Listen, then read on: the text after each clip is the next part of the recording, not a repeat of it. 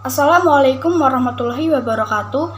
Yang terhormat Bapak Muhammad Hanif Al-Hakim selaku dosen pengampu filsafat hukum Islam. Perkenalkan, nama saya Faradila Mailani Kristanto dengan nomor NIM 202111169, kelas HS 3E. Ingin menjelaskan buku Filsafat Hukum Islam bab ke-13 dengan judul Sejarah Hukum Islam dalam Pandangan Pakar Hukum Islam. Langsung saja ke subs A, yaitu konsepsi formal substantif hukum Islam. Konsep Islam yang dimaksud adalah konsep-konsep yang berasal dari sumber hukum Islam, yaitu Al-Quran, Al-Hadis, dan Ijtihad. Juhaya S. Praja menegaskan bahwa para pakar hukum Islam menyatakan sumber hukum Islam ada 3, yaitu Al-Quran, As-Sunnah, dan Ijtihad.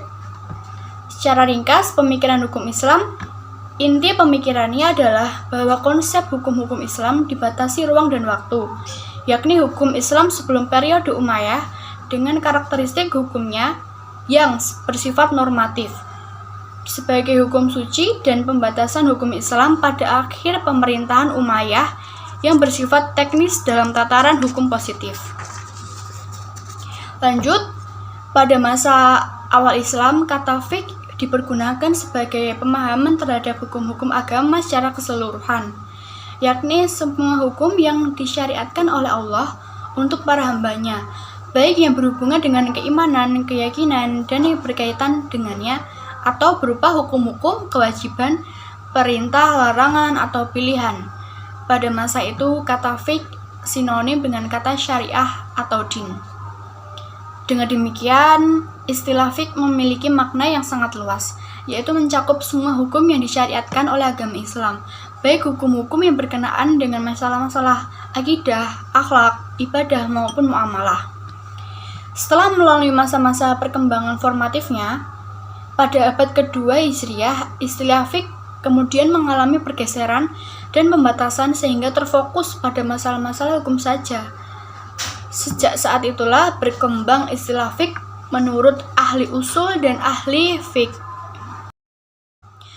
Menurut para fuqaha, dapat diringkas bahwa istilah fiqh mengandung 2 pengertian.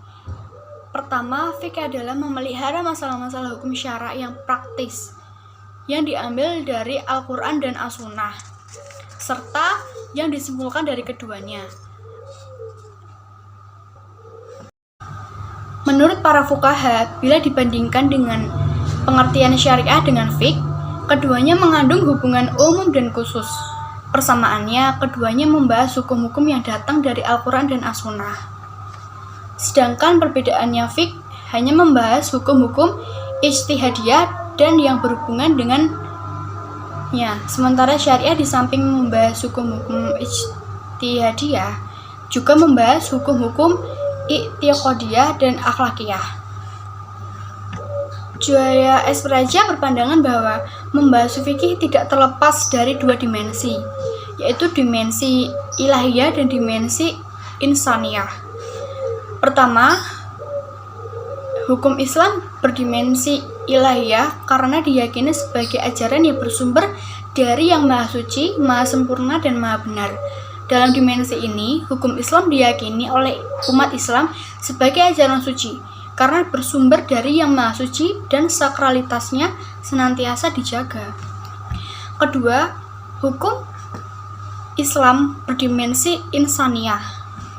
Dalam dimensi ini, hukum Islam merupakan upaya manusia secara sungguh-sungguh untuk memahami ajaran yang dinilai suci dan melakukan 2 pendekatan, yaitu pendekatan kebahasaan dan pendekatan muqasid.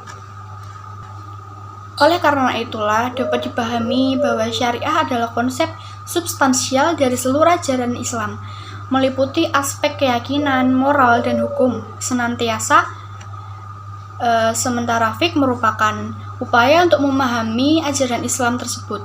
Dengan demikian, fiqh cenderung sebagai konsep fungsional. Menurut ilmu hukum, terdapat berbagai makna hukum. Surjono Sukanto dan Mustafa Abdullah merumuskan hukum dengan 9 arti. Yang pertama, hukum dalam ilmu atau pengetahuan. Kedua, hukum dalam arti disiplin. Ketiga, hukum dalam arti kaidah. Keempat, hukum dalam arti tata hukum. Kelima, hukum dalam arti keputusan pejabat. Keenam, hukum dalam arti petugas. Ketujuh, hukum dalam arti proses pemerintahan. Kedelapan, hukum dalam arti perilaku yang teratur dan acak. 9. Hukum dalam arti jalinan nilai-nilai. Tentu saja masih ada arti lain, di antaranya hukum dalam arti produk pemikiran para pakar dalam memahami dan menyistemasikan Allah sebagaimana termaktub dalam Al-Quran.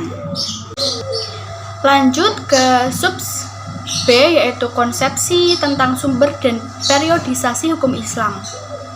Stach berpendapat bahwa sumber hukum Islam pertama adalah tradisi masyarakat Arab pra-Islam atau hukum adat, bukan Al-Quran dan Sunnah Nabi Muhammad SAW, juga bukan sebagai sumber hukum Islam kedua setelah Al-Quran. Pemikiran ini didasarkan pada beberapa hukum adat yang dijadikan awal pembentukan hukum Islam. Pemikiran lain dari Stach adalah bahwa Al-Quran tidak memberikan standar teknis tentang hukum. Misalnya jual beli, Al-Quran hanya memberikan prinsip an-tordim, dan kata ini menurut Stach masih bersifat normatif. Tidak ada ukuran yang jelas tentang teknis transaksi yang dilakukan. Pemikiran Stach selanjutnya adalah Sunnah Nabi bukan sebagai sumber hukum Islam kedua, melainkan tradisi atau sunnah dari berbagai aliran pemikiran, baik di Mekah, Kufah, Madinah, dan Irak, baik pada masa Nabi atau pada masa sebelum akhir pemerintahan Umayyah. Pemikiran ini didasarkan pada beberapa penemuannya tentang bukti hadis pada masa Imam Syafi'i. Hukum yang terkandung dalam Al-Quran dapat dibedakan menjadi dua, yaitu ibadah dan muamalah. Yang termasuk ibadah adalah sholat, zakat, haji, dan nazar.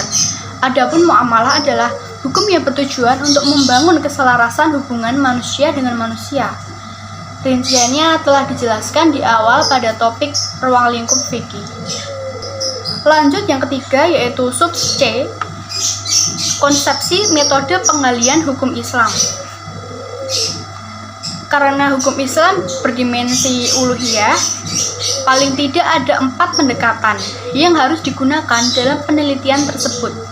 Yang pertama, penelitian teologi, kedua, penelitian filsafat, ketiga, sejarah, dan ilmu-ilmu sosial.